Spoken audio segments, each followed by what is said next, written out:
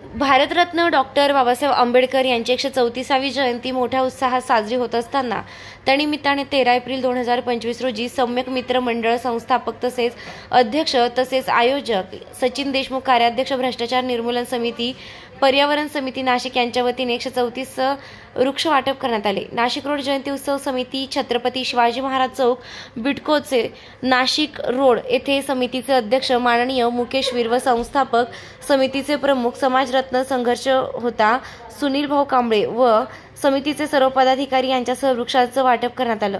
त्याचप्रमाणे परमपूज्य डॉक्टर बाबासाहेब आंबेडकर हे भारताच्या संविधानाचे शिल्पकार असून तसेच त्यासोबत संवेदनशीलता, पर्यावरण प्रेमीही होते।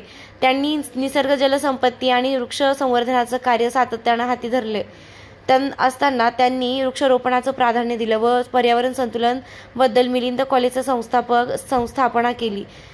डॉक्टर बाबासाहेब आंबेडकर स्वतः अनेक झाडे लावून त्यांनी त्यांचं संगोपन केलं। त्यातून त्यांचे निसर्गावरील प्रेम आणि वृक्ष लागवड हे लक्षात येते। याप्रसंगी 13 एप्रिल 2025 रोजी राजगृह प्रतिकृती तयार केले।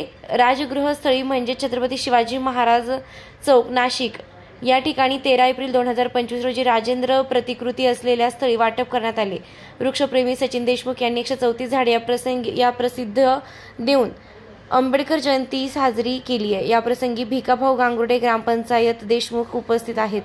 चेतन साळवे तसेच देशमुख परिवार या ठिकाणी उपस्थित होता। जवळपास 150 झाडांची या ठिकाणी देण्यात आलेली आहे। वृत्तसंकलन अधिकार न्यूज, संचालक संपादक प्रवीण नेटावणे, नाशिक। आज डॉक्टर बाबासाहेब आंबेडकरांच्या 134व्या जयंतीनिमित्त आम्ही 1,500 झाडं वाटप करत आहोत। भ्रष्टाचार निर्मूलन समिती, पर्यावरण समिती यांच्या वतीने आमचे शालिग्राम बनसोडे सर, भिकामामा गांगुर्डे, आमचे ऋषी वाघ, चेतन साळवे, आमचे सर्व मित्र परिवार, मी स्वतः सचिन देशमुख महाराष्ट्र राज्य कार्याध्यक्ष आहे भ्रष्टाचार निर्मूलन समितीच्या। आम्ही सर्वजण सोबत मिळून हे उपक्रम नेहमीच करत असतो। याच्या पुढे पण आम्हाला 1,00,000 झाडे लावायची आहे।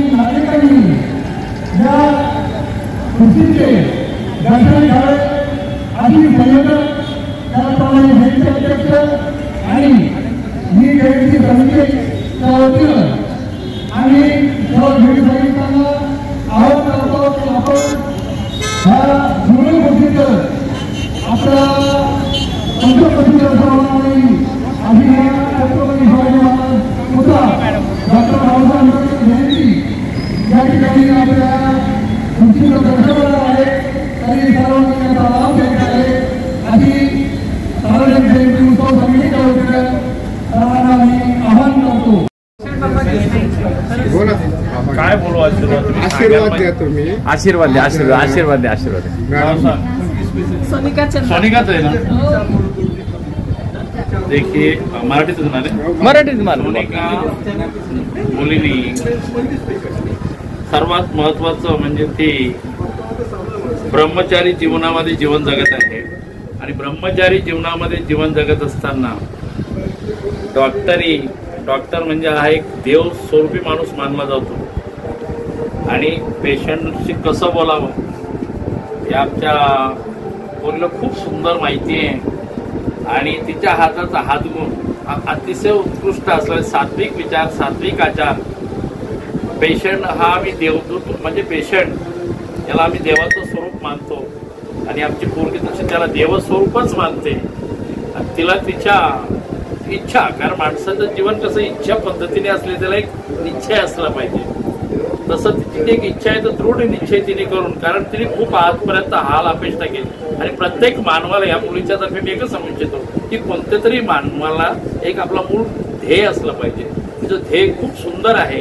किती ठिकाणी ती अपयशी ठरत गेली पण तिचं ध्येय तिने सोडलेलं नाही आणि याच्यामुळे तिचं पुढचं हे आयुष्य एवढं सुंदर आणि हॉस्पिटल असं चांगल्या पद्धतीने चालावं अशी मी त्र्यंबक राजांच्या प्रार्थना करतो. ध्येयवादी असलं पाहिजे आणि हे ध्येयवादी जीवनीचं आहे.